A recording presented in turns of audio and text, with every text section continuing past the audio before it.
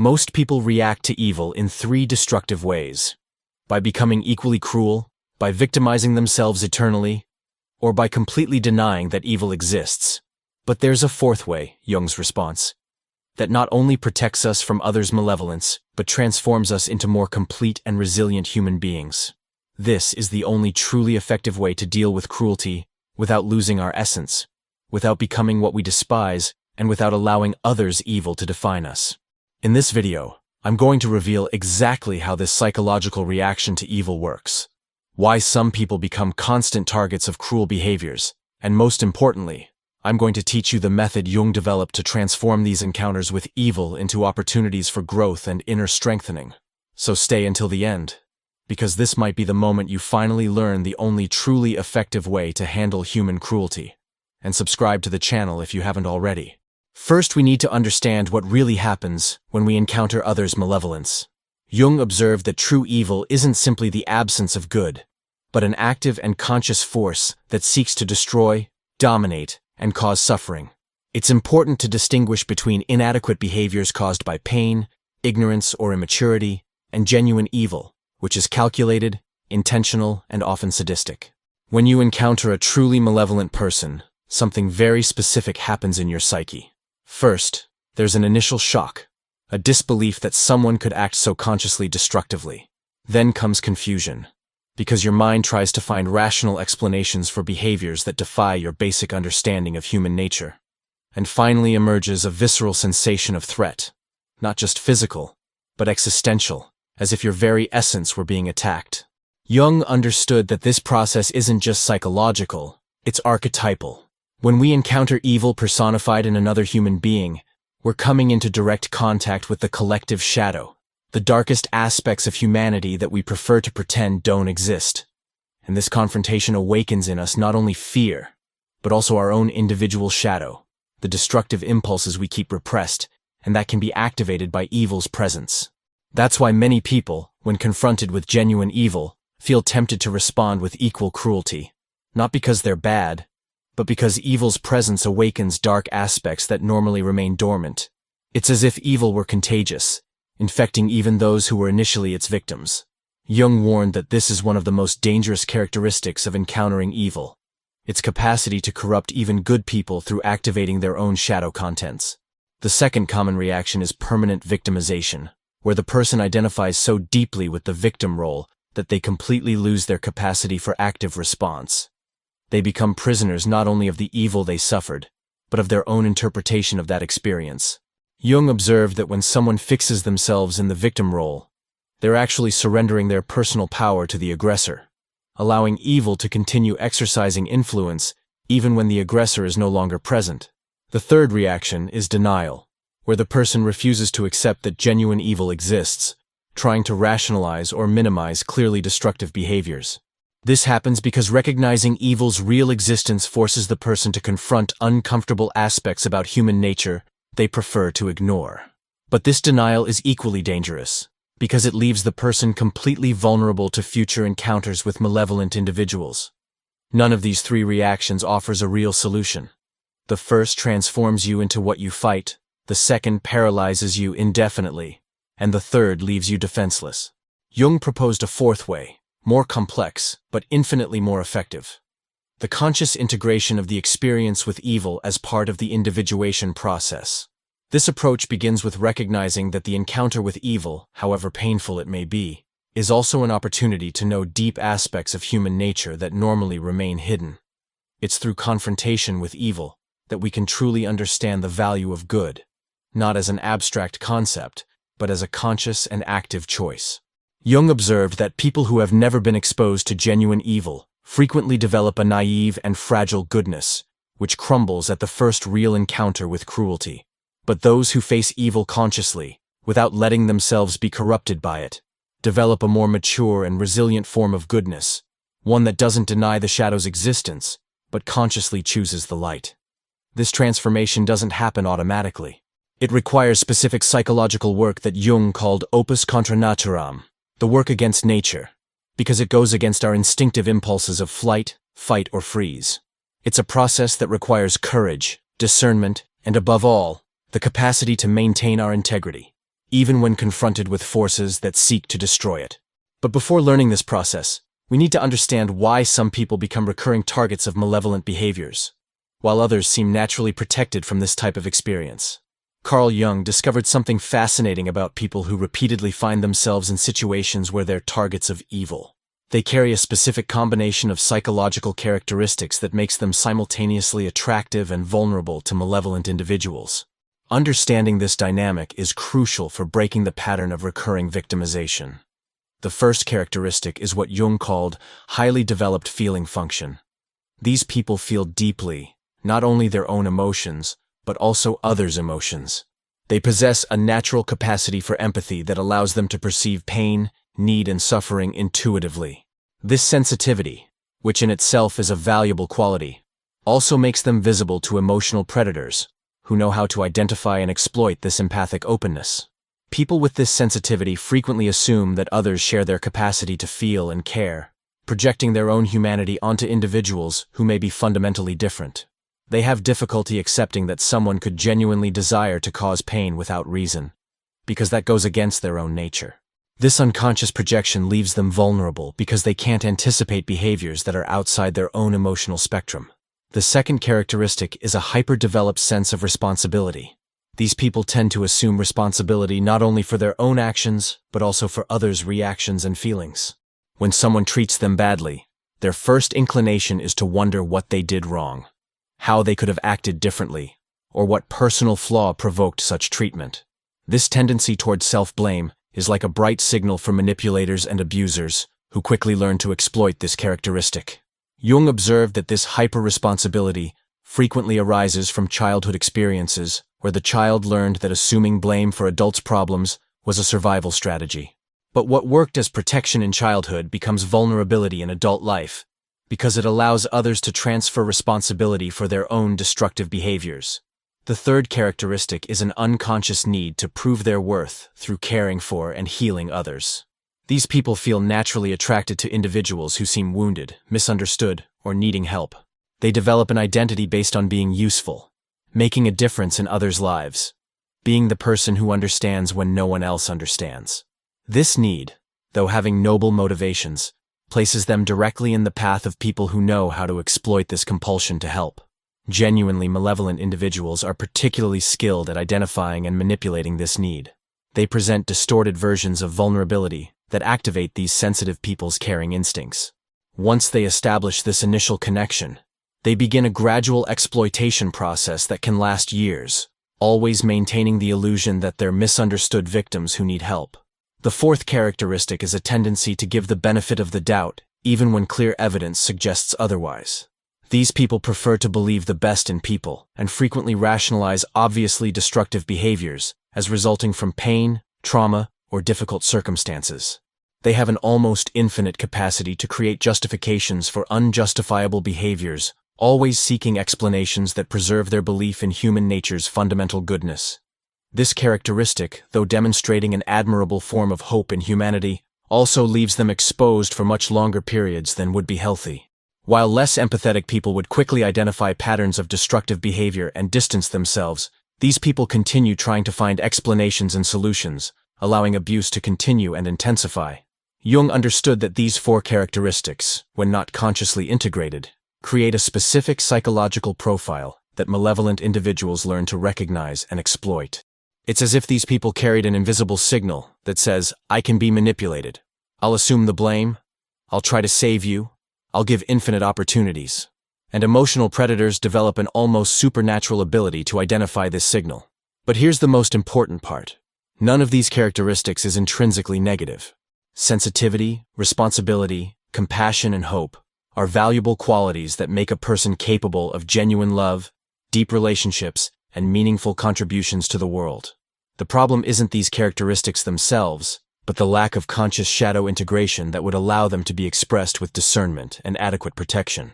When a person develops what Jung called integrated shadow, they maintain all these positive qualities, but add to them a capacity to recognize and respond adequately to evil when they encounter it.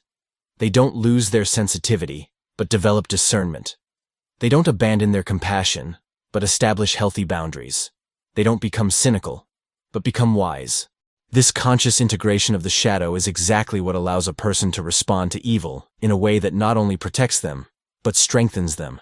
And this integration process follows specific steps that Jung mapped through decades of clinical observation and self-analysis. The first step to responding adequately to evil is developing what Jung called recognition of projected shadow.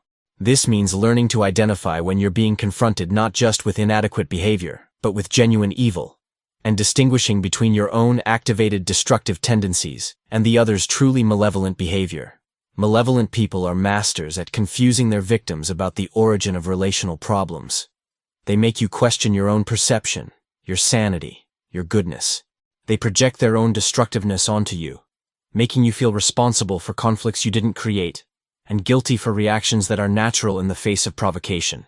Jung called this shadow projection, where the aggressor unconsciously transfers their own shadow contents onto the victim. Conscious recognition of this dynamic is liberating because it allows you to stop accepting responsibility for problems that aren't yours.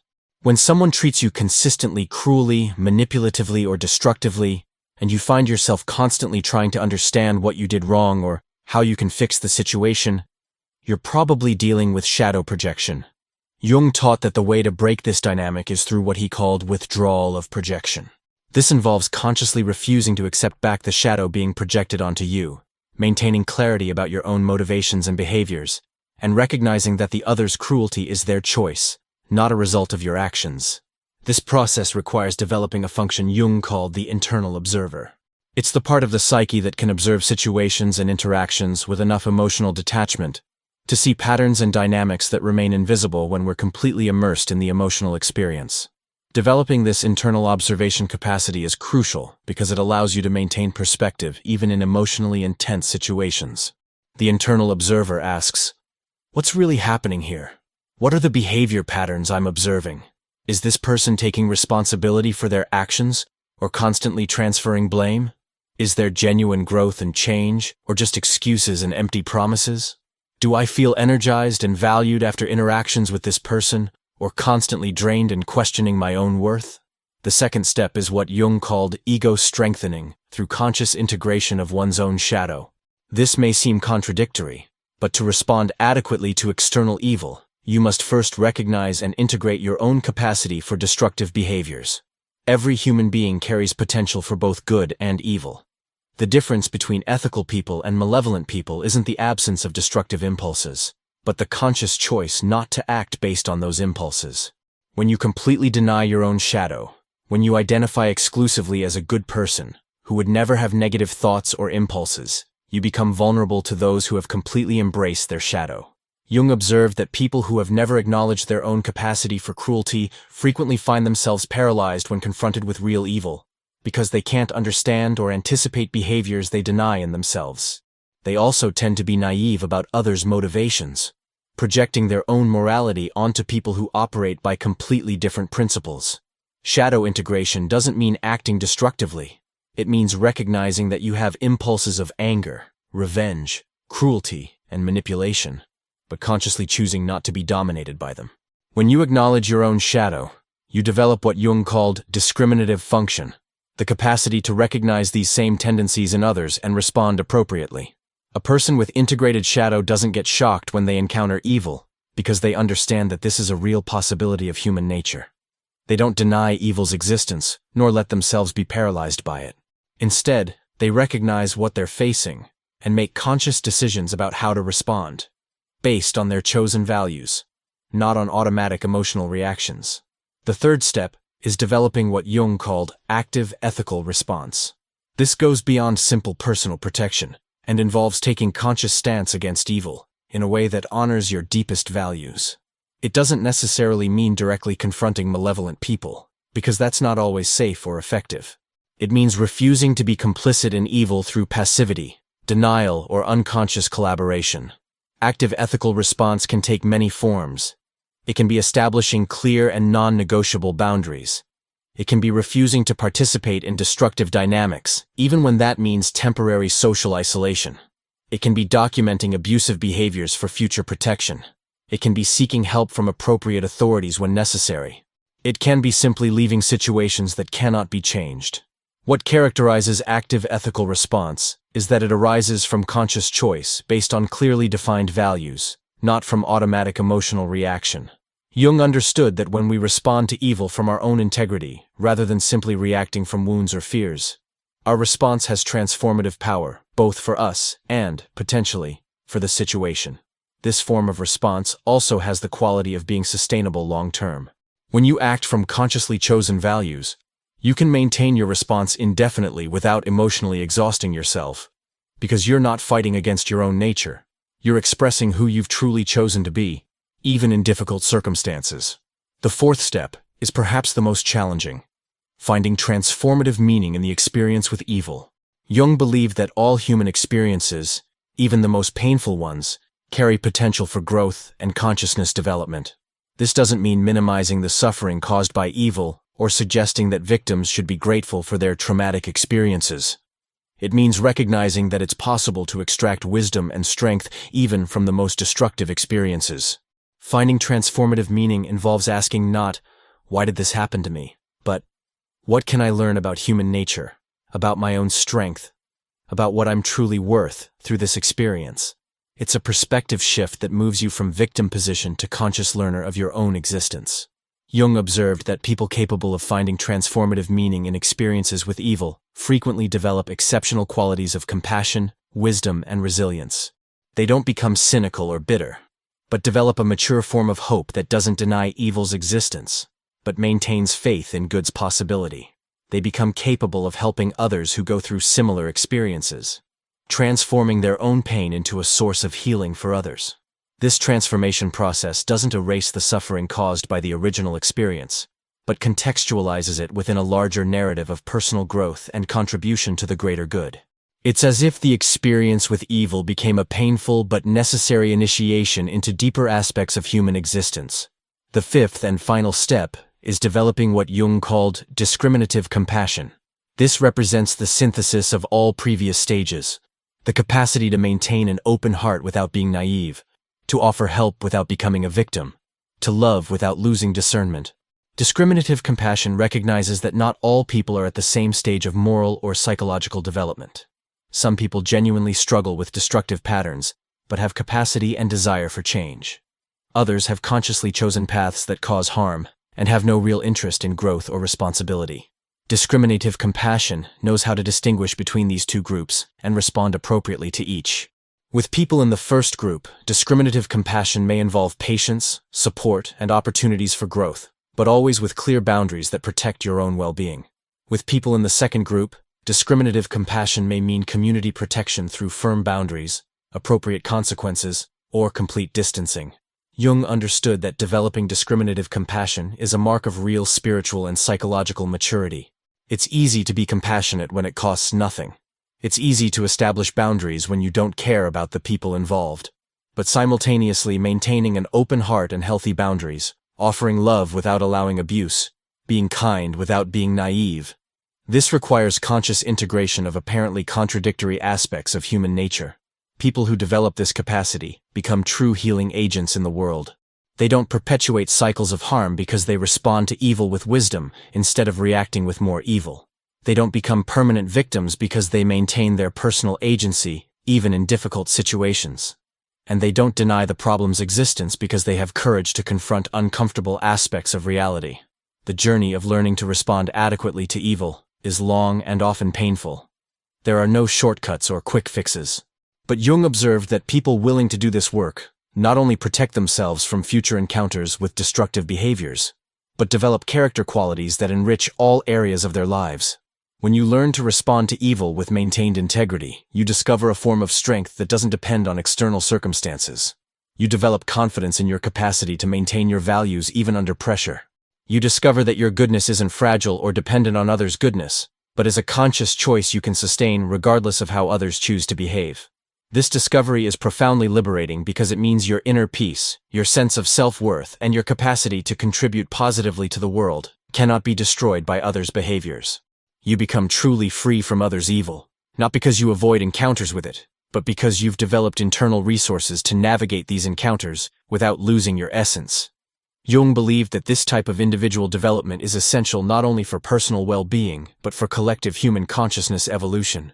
Each person who learns to respond to evil with wisdom, instead of perpetuating destructive cycles, contributes to a world where malevolent behaviors have less power and influence. If you've made it this far, you probably recognized aspects of your own experience in these words. Maybe you identified with the characteristics that make some people recurring targets of evil. Maybe you recognized patterns in your own reactions that haven't served you well. Or maybe you felt hope realizing there's a different way to navigate these difficult experiences. The path Jung mapped isn't easy, but it's deeply rewarding. It requires courage to look at uncomfortable aspects both of yourself and human nature in general. It requires patience to develop new ways of responding that may initially feel unnatural. It requires faith that it's possible to maintain personal integrity, even in a world where not everyone chooses to act with integrity. But the rewards are worth the invested effort. When you master the art of responding to evil without being corrupted by it, you discover a freedom few experience. You become capable of loving deeply without paralyzing fear of being hurt. You can offer genuine help without risk of being exploited. You can maintain hope in human goodness without denying the reality of human evil.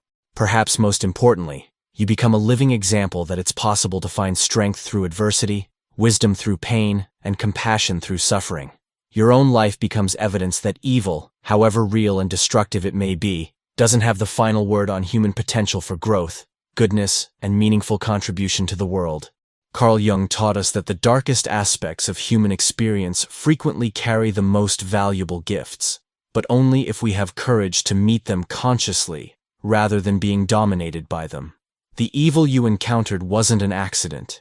It was a painful but necessary initiation into deeper levels of wisdom and compassion you couldn't have accessed otherwise. The only true way to deal with evil is by developing a goodness that isn't naive, a compassion that isn't vulnerable, a strength that isn't cruel.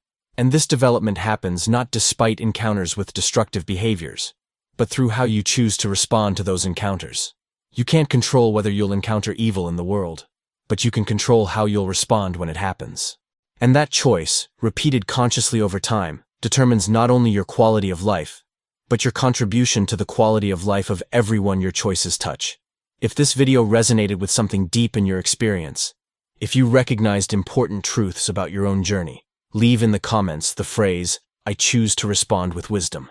That way, I'll know the message reached where it needed to reach, and that you understood that the only real way to defeat evil is by refusing to be defined by it. The transformation Jung described doesn't happen overnight. It's a continuous process of conscious choices, honest self-reflection, and gradual growth. But each step on this path brings you closer to a way of existing that is simultaneously powerful and compassionate, strong and gentle, wise and loving. And this way of existing isn't just your personal reward. It's your gift to the world. And if you want to deepen this journey of transformation and inner strengthening even further, I have something special for you. I've developed 2 materials that can be your companions in this process of conscious growth and protection. The first is 21 Days of Transformation with Carl Jung, a complete guide that will walk you through the most powerful techniques Jung developed to integrate the shadow, strengthen the ego, and develop the discriminative compassion we talked about today. The second is the Soul Survival Manual, because I know that when you're dealing with genuinely malevolent people, you need practical and immediate strategies. This manual contains deep psychological tools to maintain your sanity in toxic environments, techniques to avoid absorbing others' negativity, and proven methods to exit destructive situations while preserving your dignity and inner strength. The link is in the first pinned comment of the video. Thank you for staying with me until here, for having the courage to look at difficult aspects of human nature, and for choosing to grow instead of simply survive. The world needs people like you, who choose to respond to darkness with conscious light, not with naivety, but with wisdom. See you in the next video.